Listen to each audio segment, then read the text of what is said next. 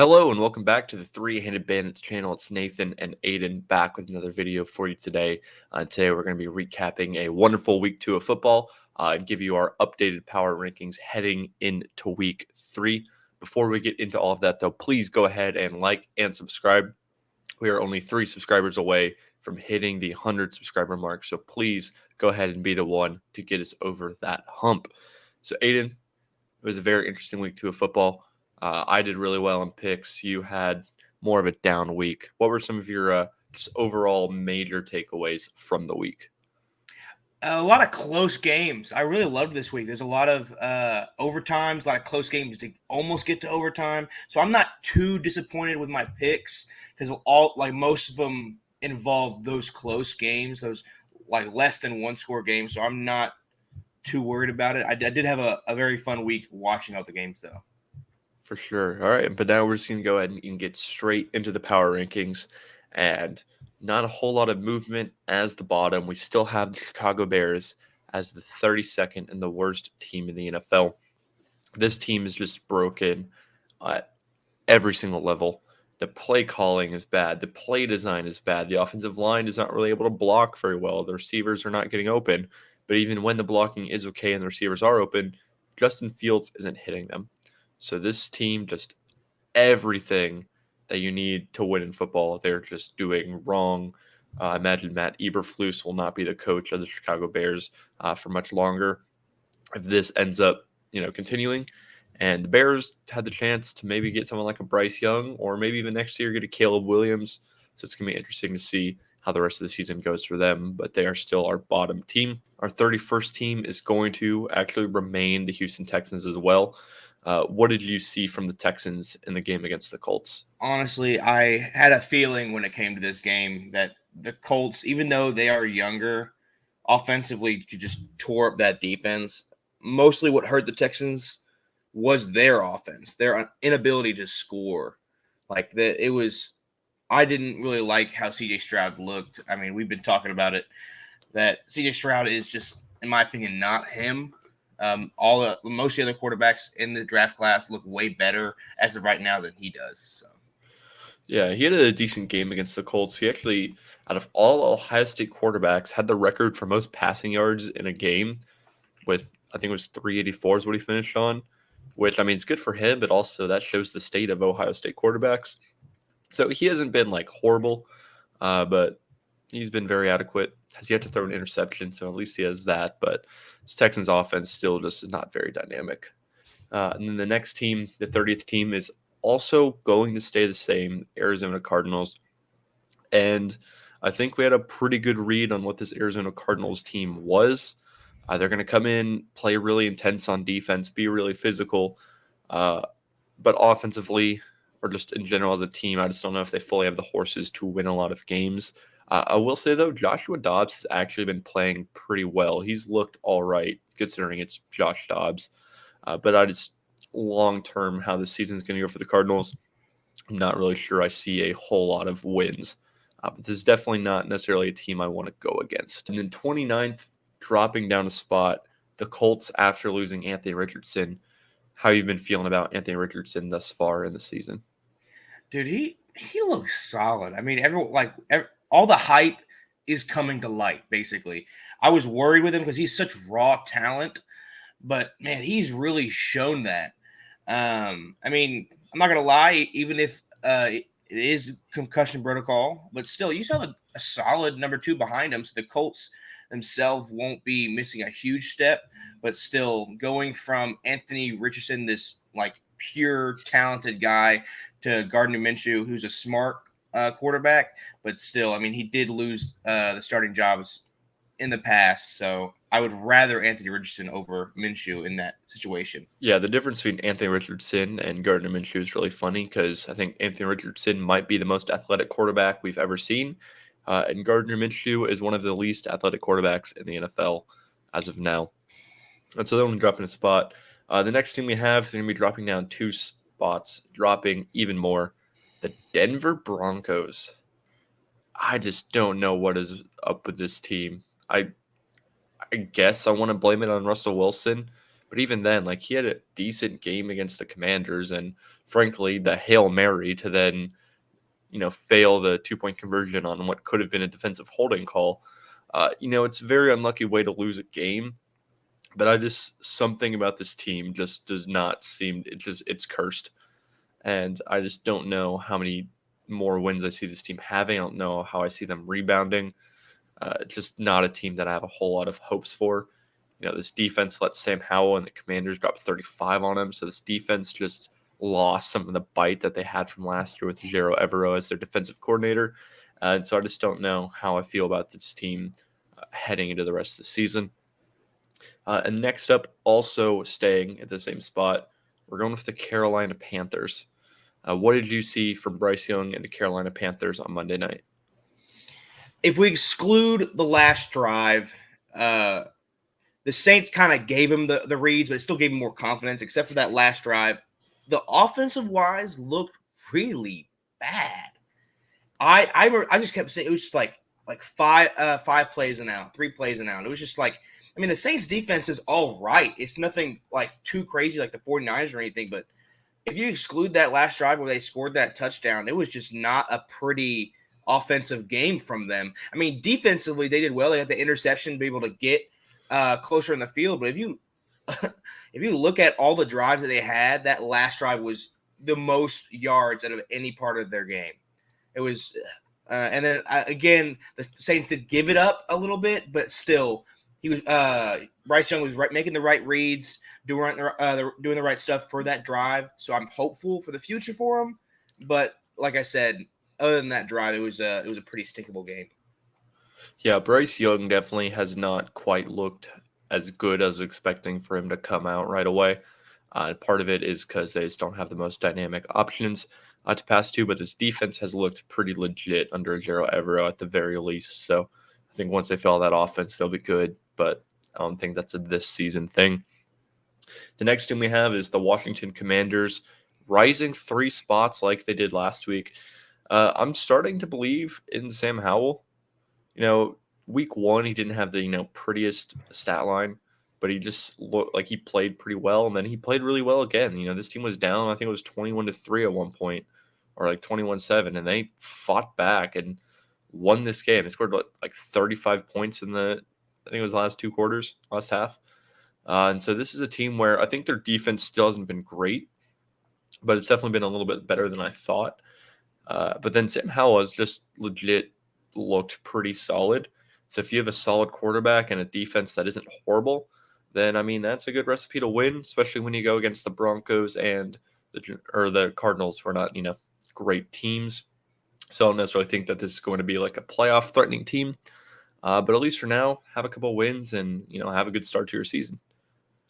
The next team we're talking about is going to be the Las Vegas Raiders, who, guess what? Stay in the same spot. We did not have a whole lot of change. I think we had a pretty good analysis on what these teams were. But yeah, the Raiders stay in the exact same spot. What did you see in the Raiders against this Bills team? I mean, it was just weird to watch. I mean, other than like the bad interception, I wasn't too like surprised with the outcome of the game. I mean, the Bills came out firing more than what the Raiders are going to be used to, but they only put up like 10 points. I don't even. It was just a rough offensively game, and especially defensively against, in my opinion. I mean, Josh Allen and a bunch of Josh Allen, Diggs, and then who else? In my opinion, I'm not a bit high on the rest of the offense for the Bills. So when it comes to the Raiders, I mean, Raiders are going to go to Raider. There's nothing really spectacular about them. And they're not going to be playoff contender, and they're not going to be bottom of the barrel. They're kind of just that in between team. So 24th, the Green Bay Packers going to be dropping down 1 spot. Frankly, this is a game they probably could have and should have won. And I do think that you saw the impact of not having Aaron Jones.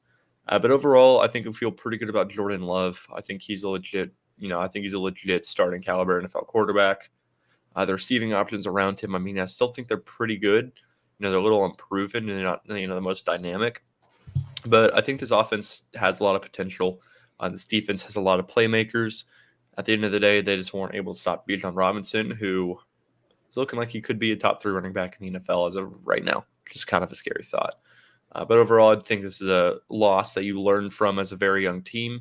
And I do think that they're going to be another, solid out every single week, and no one's really going to want to face the Green Bay Packers. Next up, the New York Giants falling just a little bit more, falling down 5 spots. What did you see from the Giants in their game against the Cardinals? Even with a win, they looked terrible. I'm not gonna lie to you. Up until that second half, that first half was hard to watch. They were down 17-0 at one point. It was just like I was so excited to see this Giants team to come back from last year. That they're solid last year to come back and really make the ball rolling again. But man, it was not fun to watch. I mean, I forgot at what point Saquon was pulled out, but still, like, I really did not enjoy watching this. I mean, it's a iffy receiver core. Daniel Jones is not looking as well as he did last year, in my opinion. I mean, and then Saquon Barkley, he's gonna be dynamic. And it's on their defense is what they're struggling with. I mean, they gave up so many points to the Cowboys, even though it was 2 special teams or 1 defense and 1 special team. And then this game, they're giving them a crap ton of points to the Cardinals. So it shouldn't have been this close of a game, in my opinion. So, well, the Giants wore without Andrew Thomas, and so I do think that hurt them. His offensive line hasn't been great, but when you're out, an elite left tackle, it's going to hurt a little bit. They definitely have not looked great, early on. I do think in the back half of the game against the Cardinals, I do think that is closer to the version of this team that we are going to see. Saquon did get injured late in this game, so and that is going to hurt them for the next couple of games. That is part of the reason they've dropped. But overall, I do still think the Giants are a decent team. I do think they can still turn stuff around. There's still a lot of teams that wouldn't come back from 17-0. You know what I mean? So I do think it showed good resolve, and that's a good leadership to come back and win that game. So I do think they'll kind of, restabilize. I saw someone online saying that they're going to finish, they're horrible and they're going to finish 6-11. I still think they're going to be better than that. They kind of just need to just get it together, get their stuff together. It's frankly what it is for me. The next team we're talking about is going to be the Atlanta Falcons, rising 2 spots in their win against the Packers. The thing about this team is I'm just wondering where we're going. To me, it feels like we're going nowhere fast. I think they have a recipe to be a very adequate, good team. But with Desmond Ridder at quarterback, I just don't see a way in which this team can ever truly compete for a Super Bowl. But Bijan Robinson is a legit beast. That one run he had against the Packers where you can just see him just how shifty he is. He's just an insane running back prospect. And they have all these playmakers. It just feels like their offense isn't necessarily designed what I feel like the modern meta is of having super explosive passing games. And Desmond Ridder to me is just like Alex Smith, which is a fine quarterback, but teams that have Alex Smith have always wanted to get better than Alex Smith so they can go on to win the Super Bowl. And I just don't necessarily know if I see this ever being a Super Bowl team with Desmond Ridder and Arthur Smith. So to me, it feels like we're just going to be competing to get 8 or 9 wins every single year to make the playoffs and lose early. I don't know where the future of this organization lies.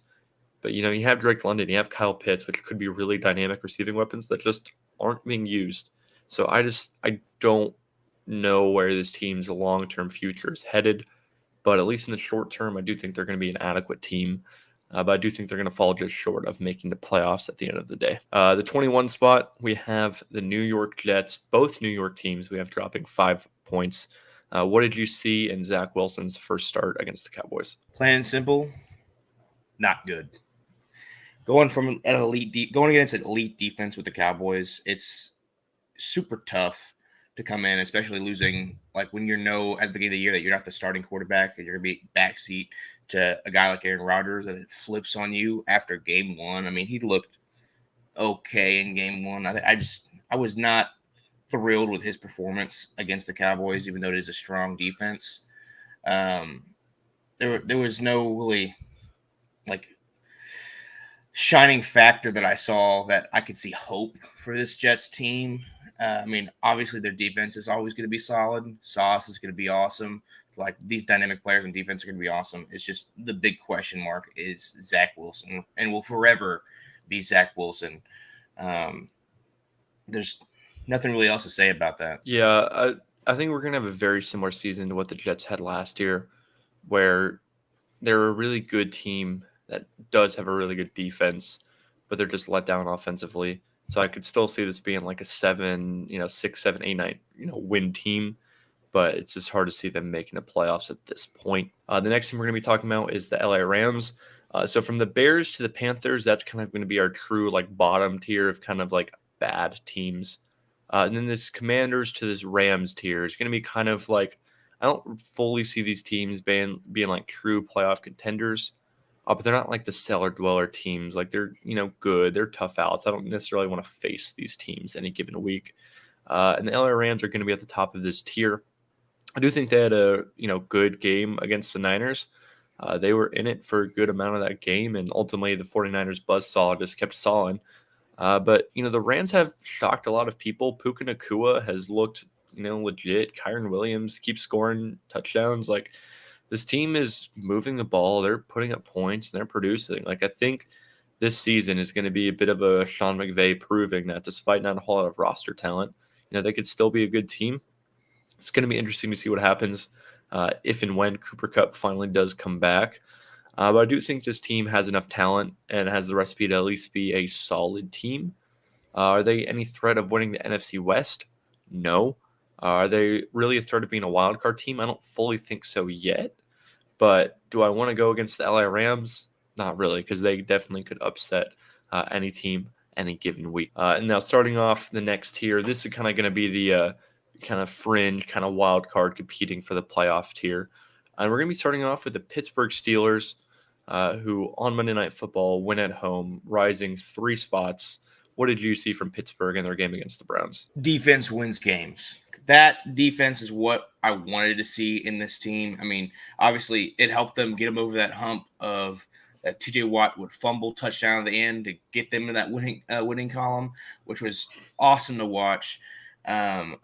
I do think the only thing that they were struggling against, if that, was Nick Chubb. But once he got injured, I mean, with that horrific injury, they kind of just took over that Browns offense. That defense is finally looking like we wanted to. And then offensively, man, George Pickens is crazy. That's 70-yard touchdown. I mean, he really kept him in the dust there. I mean, and Kenny Pickett was making smart reads, so it wasn't a terrible outing. I really enjoy where this is going with this team. Solid offensive front and a credible defense. So, see, this was the defense I was expecting to see against Week 1. This is why I picked them to upset the 49ers Week 1. I mean, Alex Highsmith and TJ Watt is one of the best edge rush duos in the league, and they really got after the quarterback. They made Deshaun Watson uncomfortable, and that's the entire point of this defense, is to really lighten the load on the offense. And the offense really didn't do much, let's be honest. They won because they scored 2 defensive touchdowns, but they did enough to win. Sometimes that's all you got to do. And so I don't necessarily think this is going to be like a true Super Bowl contender, but we've seen this recipe for the Pittsburgh Steelers ever since Mike Tomlin took over. And for some reason, for that to change, I don't really see that happening. The next team up is going to be your New Orleans Saints, rising up 1 spot. And to me, as I watch the Saints, I'm still just not necessarily impressed.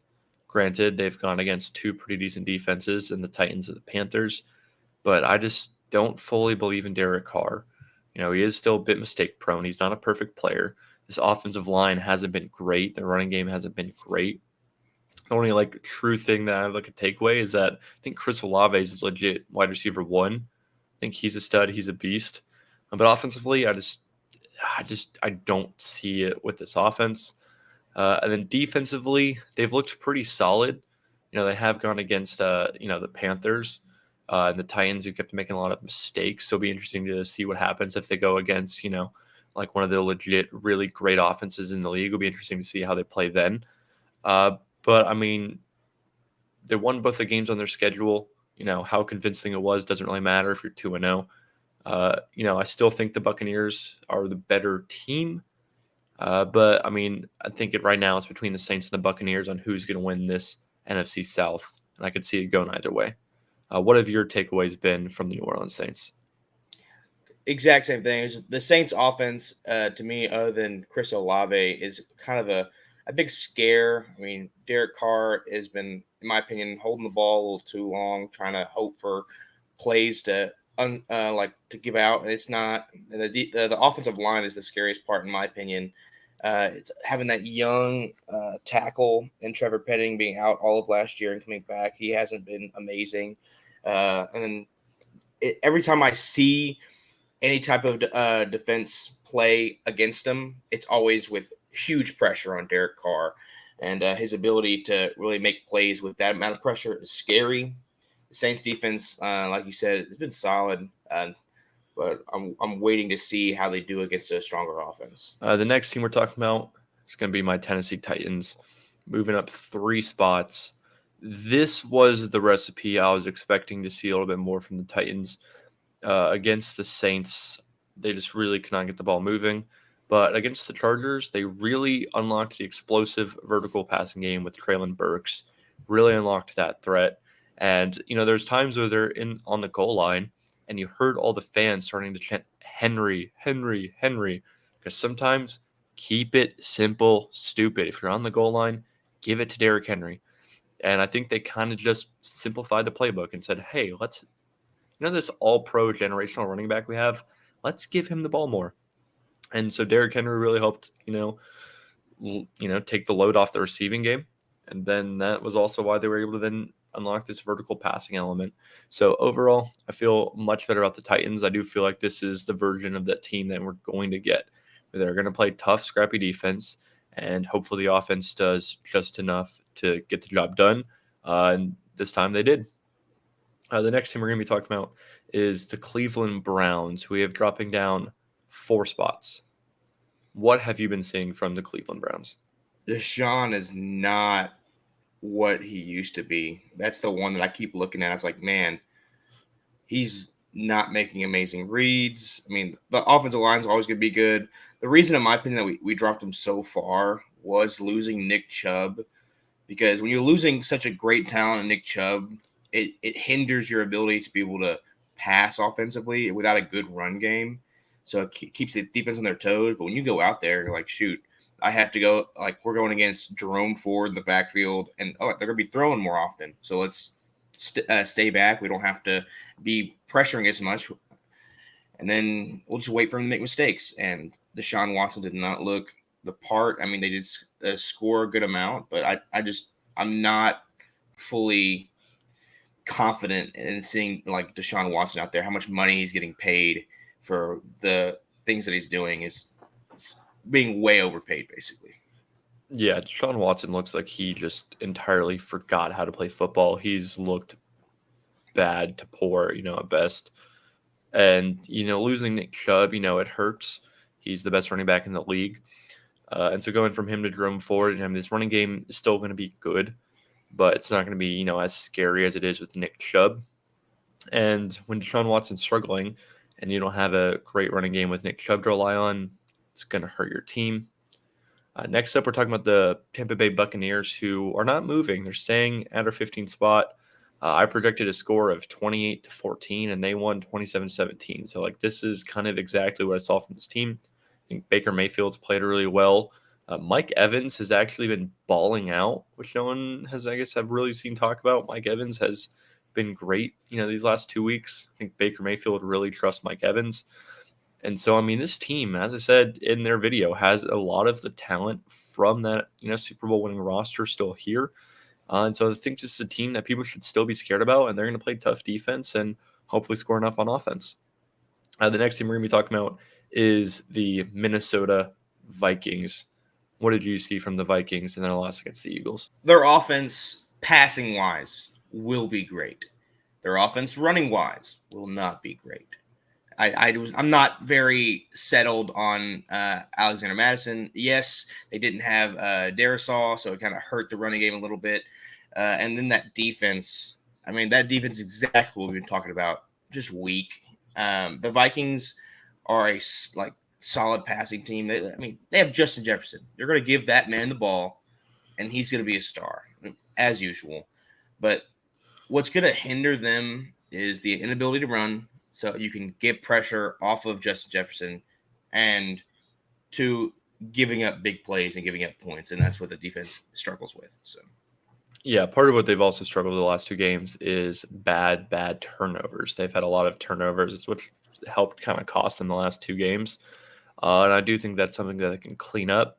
They are 0-2, but this is a good team. This is kind of what I expected from them. And I do imagine as they go against some little bit of weaker, defensive lines, really, this offense is really going to start cooking. But even against the Eagles, Kirk Cousins had 306 yards and 4 touchdowns. He played really well. They just lost the game. But this is a team that I still, despite their record, feel good about heading forward. And 13, the Seattle Seahawks are gaining back what they lost last week. This was the version I was expecting to see from the Seattle Seahawks. While I am still worried about their line play, this is an offense that has a lot of talent, and they can put up a lot of points. It's hard to stop DK Metcalf, Tyler Lockett, and Jackson Smith and Jigba, especially when Kenneth Walker's, a pretty solid running back. So this is exactly what I expected to happen.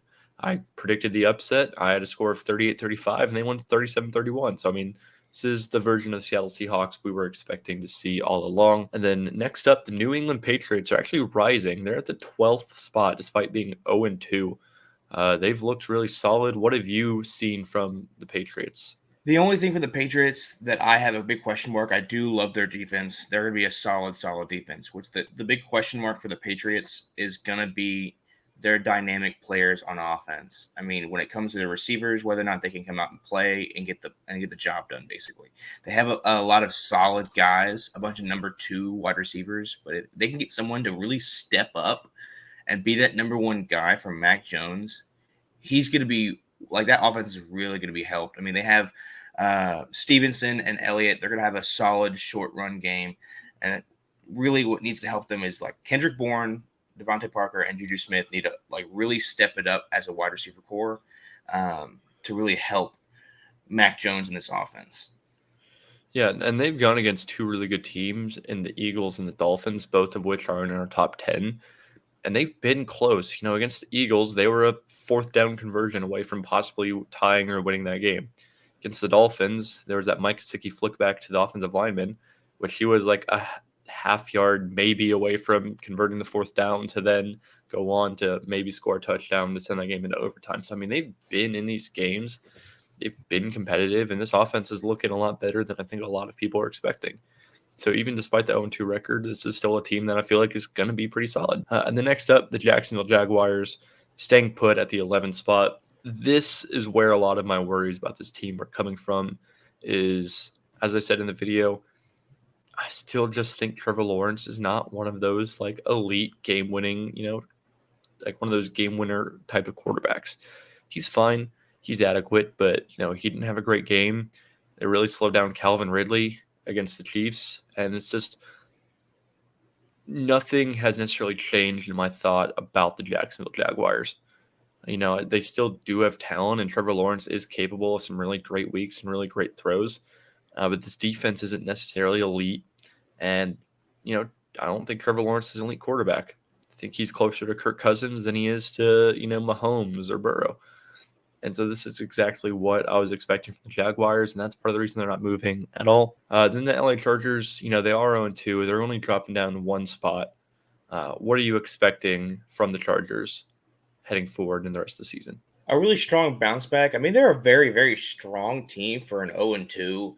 We have a couple 0-2 teams that are just they're just not being able to get into that win column, but they're still very solid teams. And I love Herbert and the talent that he has around that offense. They still played well even without Austin Eckler. So without having your starting running back and how well you played, even though you did lose, is still a bright side with this offense. But that defense is going to be I really love some parts of the defense, but there's some other guys where I'm really worried about their future and how they should be handled with, basically. Yeah, and the Chargers, despite being 0-2, have a point differential of 5. Like they lost 2 points against the really good Miami Dolphins and lost in overtime against a tough Titans team. So I think they'll rebound. They are going against the 0-2 Minnesota Vikings in Minnesota. So it'll be interesting to see, if Brandon Staley is going to be at risk of being fired if they lose.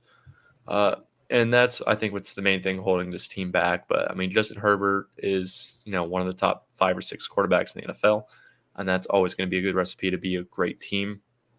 But then the team that we have the Chargers switching with is the Detroit Lions. So despite losing, the Lions bump up a spot, mainly due to the Chargers dropping down.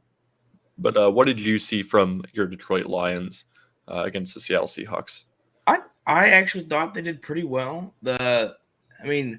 The loss is coming. I remember seeing the whole feed about it. Everyone was freaking out about the very last play with the Seahawks right tackle absolutely holding on Aiden Hutchinson. I mean, that hinders them. It would have gave them a chance to score, but still they did lose the game. Where they could have, like, that one play doesn't define the entire game.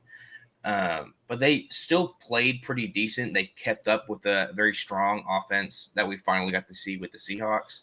But what's going to hurt them most is going to be that defensive play. Their offense is, in my opinion, really solid.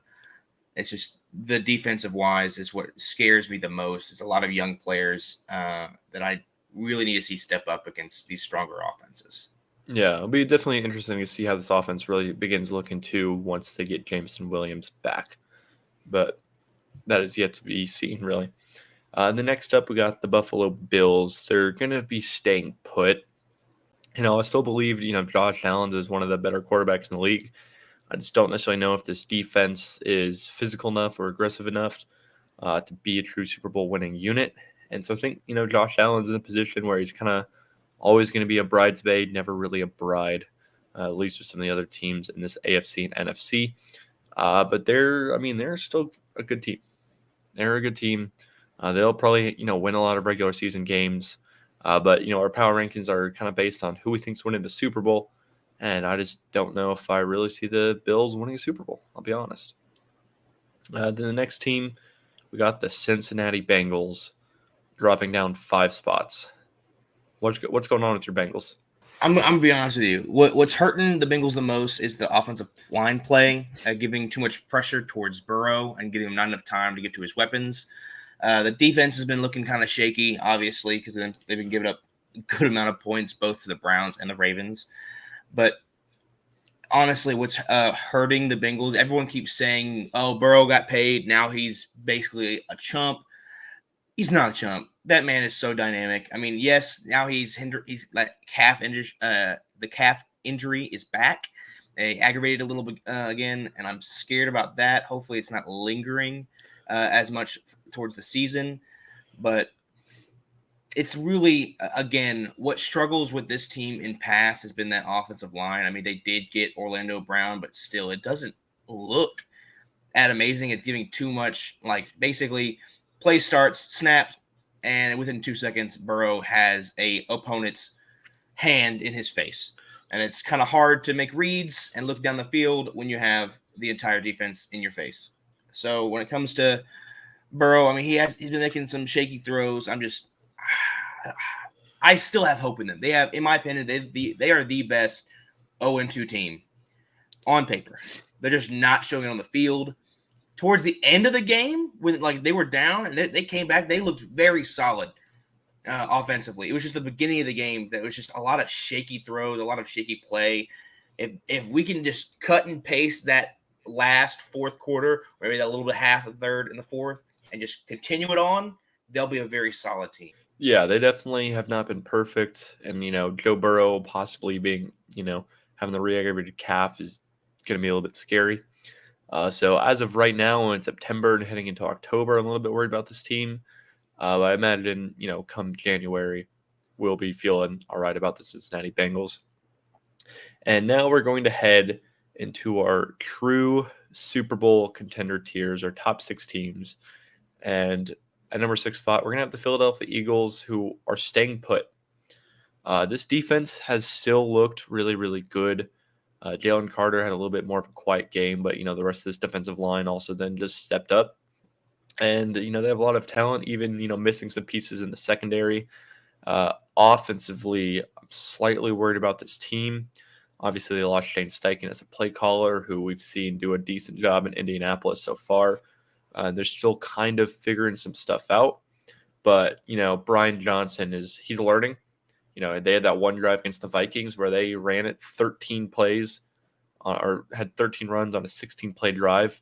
And, at the end of the day, if there's a team that can just out physical and out dominate anybody on the offensive line, it's going to be the Philadelphia Eagles. And so I do think they'll have, the talent and the horses to, really compete. I just think the play calling needs to kind of learn what's the best kind of levers to pull. They need to make sure they get everybody involved in the offense. But, if you look at roster talent across the NFL, it's hard to not say the Eagles have the most talented roster. It's hard to say that.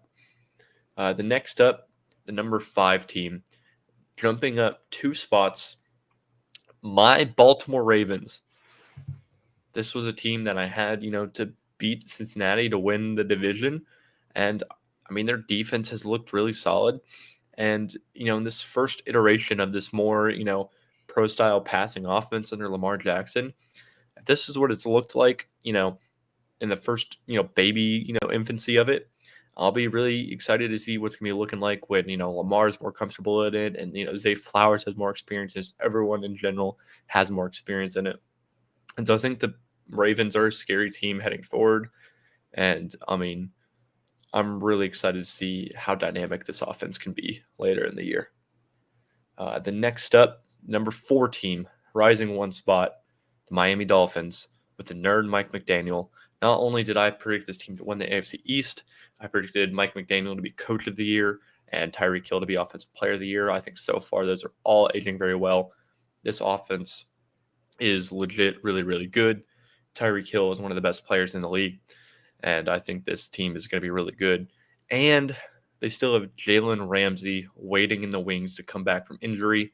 So Dolphins and the Ravens, 2 teams I was high on heading into the year, and I feel like so far they're proving me pretty right. But the next team is going to be the Kansas City Chiefs, who are staying put at the 3 spot. What did you think in the Chiefs against their game against the Jaguars?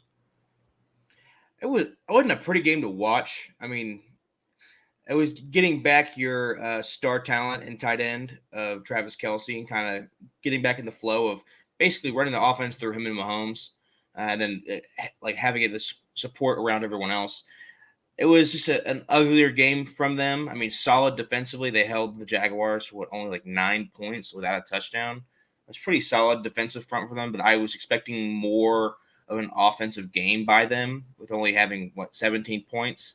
But I don't want to. I'm not putting them down. I can't put them down because you have Mahomes, you have Kelce, you have a solid defense. They got Chris Jones back, so you can't say no to this team when they're going to win games. They're going to come up and win games when they need to. And right now, it's a little early in the year to even start moving them down or getting freaked out about it. So I can't wait for the rest of the year for them.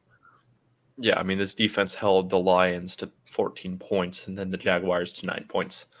I will say, did you see the play where, Mahomes threw it to his left tackle? He's just standing there shocked. Yeah. He was like, the ball's in my hands. Basically how he felt. You could see it in his eyes. Yeah, the receiving weapons have not been very good for this team. Hence, Patrick Mahomes had to decide to throw it to his left tackle randomly. So, this team definitely has a couple red flags, but if you got Mahomes, you're going to be a good team. In his defense, he went out, did a little curl route. That's all of him. He was open. Let's be honest. They never expect the left tackle screen.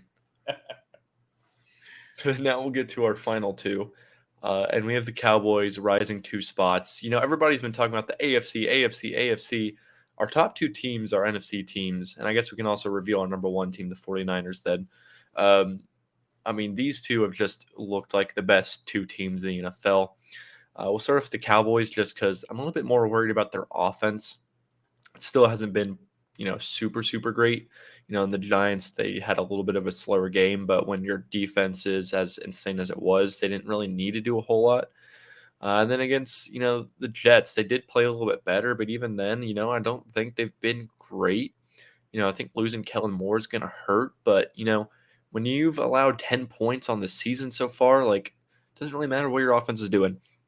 And so I do think as the season goes on, this defense kind of gets figured out a little bit. And, they need to rely a little bit more on their offense. I'm still a little bit scared about that. But, I mean, this defense has been insane. I picked Micah Parsons to win Defensive Player of the Year. And, I mean, he's in that conversation. And, I mean, this is just a scary team to go against as of right now. And then what are you feeling about the 49ers right now? In my opinion, the most complete team. Like, defense, stellar. Like, offense, stellar. I mean, it's hard to stop an offense that has Debo, Ayuk, Kittle, and McCaffrey, all great receiving weapons. I mean, Brock Purdy, yes, he's not this top 5 quarterback, but he's solid. He's back there. He's confident, and that's what you really need in a quarterback, someone that can figure a defense out and make the plays. I mean, he's doing exactly that. He doesn't really look scared. He just looks complete with this team. I'm really excited how this team's going to continue on, just bulldozing everyone. As of right now, I don't think they're going to lose that number 1 spot until something happens, a possible injury or something. Right now, they are the most complete team in my mind. Yeah, both of us picked them to be the champion from the NFC. And, I mean, the Cowboys have been looking scary, but, I mean, who was threatening this team? I mean, this team almost won a Super Bowl with Jimmy Garoppolo.